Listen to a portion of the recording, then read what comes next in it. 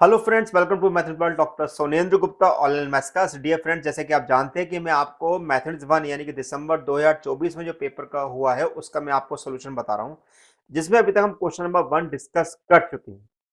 Dear friend, इस question paper की खास बात यह थी कि इसमें मैट्रिक्स में सबको धोखा दे दिया था और लोग मैट्रिक्स के भरोसे गए थे और उनको लगता था कि मैट्रिक्स के भरोसे वो पास होंगे, लेकिन मैट्रिक्स ने सबको धोखा दे दिया।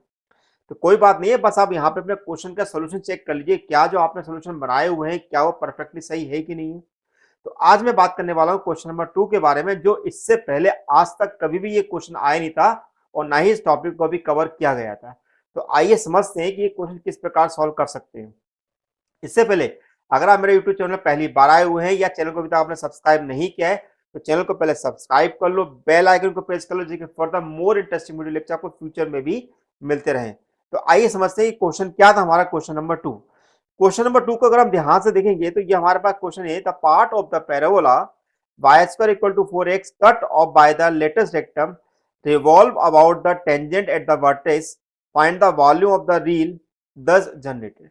यानी कि हमें एक पैराबोला दिया हुआ है, पैराबोला के जो लेटेस्ट रेक्टम दिया हुआ, लेटेस्ट रेक्टम के कॉरस्पॉन्डिंग में जो भी हम रिवॉल्विंग करेंगे तो उस रिवॉल्विंग के द्वारा जो हमारा फिगर जनरेट होगा उसका हमें वॉल्यूम निकालना होगा। इसी का सेकंड क्वेश्चन देखते हैं। इसका सेकंड क्वेश्चन था हमारा, prove that integral 0 to 1 under root 1 minus x to the power 4 dx equal to gamma 1/4 का whole square 6 upon under 2 pi. Question देखने में ऐसा लग रहा था कि पता नहीं कैसा क्वेश्चन दे दिया है, कहां से क्वेश्चन दे दिया है, क्या क्वेश्चन बनेगा नहीं बनेगा, लेकिन हाँ क्वेश्चन टफ था, इसमें कोई शक की बात नहीं है। लेकिन फिर भी मैं आपको इसका सोल्यूशन बताऊंगा जो परफेक्ट तरीके से होगा। यहाँ पर मेरा पर्पस ये होता है कि जो भी मैं आपको सोल्यूशन बताऊं वो इतने इजी तरीके से बताऊं कि आपको अपने दिमाग में आप उसे बैठा लें और अपने फ्रेंड के साथ भी आप उसे बता सकते हैं। तो आइए देखते हैं वन बाय वन इसका सोल्यूशन किस प्रकार से निकाल सकते हैं, वो मैं आपको यहाँ पे वन बाय वन बता रहा हूँ। तो आज हमारा क्वेश्चन नंबर है, दिस इज 2 नंबर का, तो मैं क्वेश्चन नंबर 2 आपको यहाँ पर सॉल्व करके बता रहा हूँ। तो देखिए किस प्रकार सॉल्व करेंगे।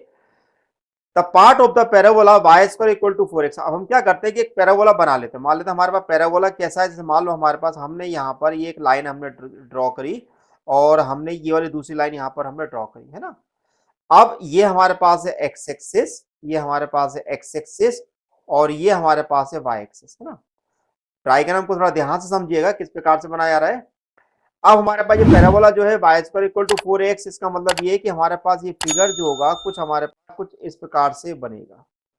कैसा बनेगा, कुछ इस प्रकार से फिगर बनेगा। ओके।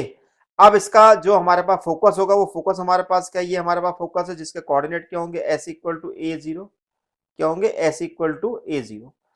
अब हम क्या करेंगे कि इसका लेटेस्ट सेक्टम बनाएंगे। तो लेटेस्ट सेक्टम की डेफिनेशन क्या होती है, लेटेस्ट सेक्टम किसे बोलते हैं कि जो कि हमारे पास फोकस से ये परपेंडिकुलर होता है, फोकस पे परपेंडिकुलर होता है। इसका मतलब क्या हुआ, ये मेरे पास फोकस पे परपेंडिकुलर हो गया, ये फोकस पे परपेंडिकुलर, ये मेरे पास हो गया L1 और ये मेरे पास हो गया L2।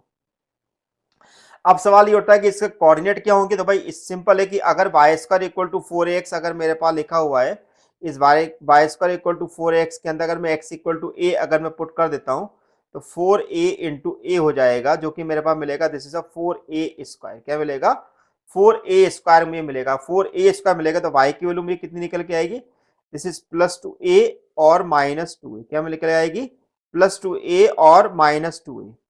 अब हम क्या करेंगे कि अब इस चीज को मैंने यहाँ पर पूरा यहाँ पर बताया, अब मेरे को करना क्या है कि इसका डायग्राम किस प्रकार से बनेगा। अब हम क्या करेंगे, इसके कॉरेस्पॉन्डिंग में एक हम यहाँ पर रिवॉल्वमेंट स्टार्ट करेंगे कुछ इस प्रकार से। अब ये रिवॉल्वमेंट हमारे पास जो निकल के आएगा तो वो हमें फिगर है उसका हमें वॉल्यूम निकाल के यहाँ पर देना है।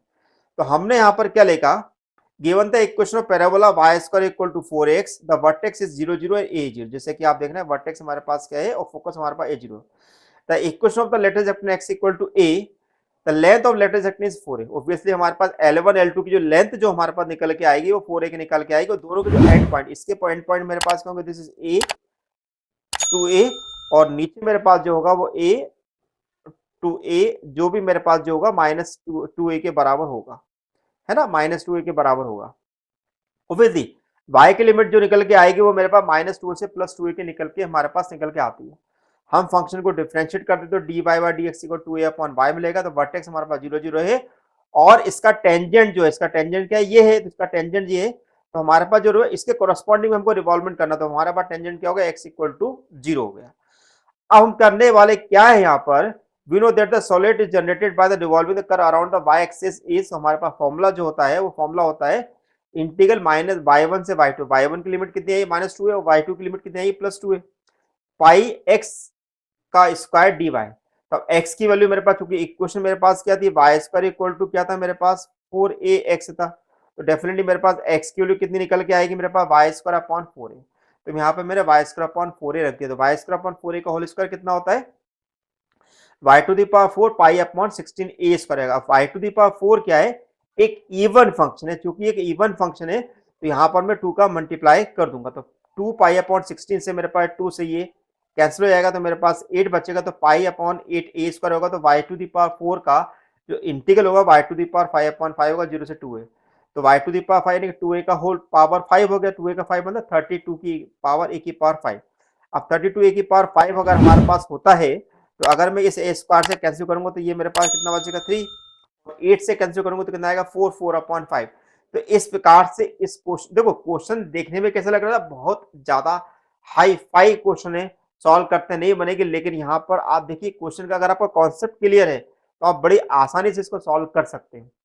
अब इसी का मैं इसका सेकंड क्वेश्चन लेता हूं, जो कि हमारे पास बीटा गामा फंक्शन से रिलेटिव था। तो क्वेश्चन कहता है prove that integral 0 to 1 under root 1 minus x to the power 4 under gamma 1/4 का whole square 6 upon root 2 pi. देखिए इस क्वेश्चन की खास बात दे दी, अगर आप इसको ध्यान से देखो कि मेरे पास ये जो हमारे पास इंटीग्रल दिया हुआ 0 टू 1 दिया हुआ है। अब रूल के अकॉर्डिंग हमारे पास क्या होना चाहिए कि 0 टू 1 में हमारे पास लगता है बीटा फंक्शन की डेफिनेशन, क्यों, क्योंकि बीटा फंक्शन की जो डेफिनेशन वो थी क्या थी हमारे पास, वो थी मेरे पास x to the power m minus 1 और 1 minus x to the power n minus 1, क्या थी n माइनस 1।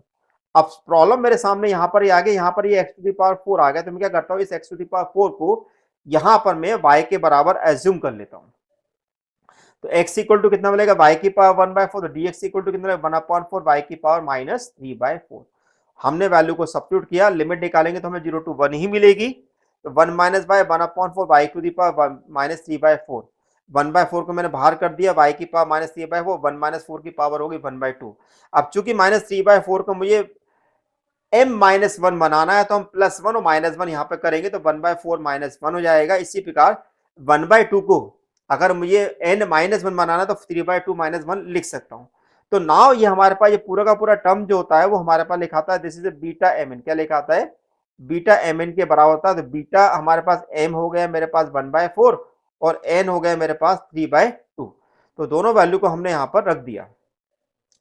अब यहाँ पर बीटा गामा के रिलेशन का हम यूज करेंगे, क्योंकि हम जानते हैं कि beta m n equal to हमारे पास जो होता है वो कितने के बराबर होता है, जैसे गामा एम और gamma n upon gamma m plus n का मैं यहाँ पर यूज करूंगा।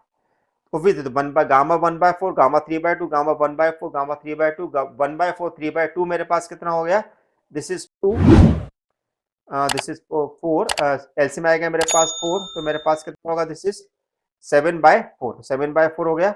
अब 7/4 को मुझे सॉल्व करना, तो मैं यहाँ पे 7/4 को लॉजिक लिख सकता हूँ, दिस इज 3/4 प्लस 1, तो गामा 7/4 की वैल्यू 3/4 गामा 3/4। अब गामा 3/2 की वैल्यू होती है 1/2 रूट पाई होती है, और गामा 3/4 को अब मैं यहाँ पर थोड़ा सिंप्लीफाई करने वाला, एक लॉजिक में यहाँ पर अप्लाई करने वाला हूँ, ध्यान से देखिएगा।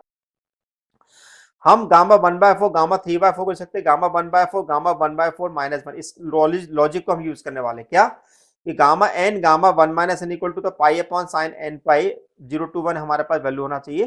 तो अब हम क्या करते हैं कि यहाँ पर गामा 1/4 3/4 की वैल्यू मेरे पास है, जो कि मेरे पास आ रही है पाई पाई इंटू √2 आ रही है, क्या आ रही है पाई √2 आ रही है। तो गामा 3/4 की अगर वैल्यू निकाले तो मेरे पास है कि पाई √2 अपॉन गामा 1/4, इस वैल्यू को उठा के अब इक्वेशन नंबर 1 में रख देंगे। इक्वेशन नंबर 1 में जैसे हम रखेंगे तो मेरे पास क्या होगा, gamma 1/4 1/2 root pi pi by root pi, तो इस रूट पाई से वाला रूट पाई हमारे पास शिफ्ट हो जाएगा यहाँ पर, और मेरे पास √2 बाहर आ जाएगा, तो गामा 1/4 ऊपर शिफ्ट हो जाएगा, तो गामा 1/4 का होल स्क्वायर आएगा, और इस 2 का अगर 3 के साथ मल्टीप्लाई करेंगे तो मेरे पास कितना आएगा 6। तो मेरे पास ओवरऑल मेरे पास आ गया 1/6 √2 पाई गामा 1/4 का होल स्क्वायर, और इसी का हिसाब से मुझे अपना आंसर निकालना था, क्योंकि आप देख सकते हैं कि मेरे को जो आंसर निकाल के देना था वो मेरे पास देना था गामा 1/4 का होल स्क्वायर 6 अपॉन √2 पाई। तो आपने देखा कि बड़ी आसानी से हम ये क्वेश्चन सॉल्व कर सकते, लेकिन इस क्वेश्चन में खास बात ये थी कि इस क्वेश्चन में हमें कोई ट्रिक्स का अप्लाई करना पड़ रही थी कई जगह पर, जिस कारण से क्वेश्चन की जो सॉल्यूशन का सॉल्यूशन था वो काफी हमारा टफ बन गया था।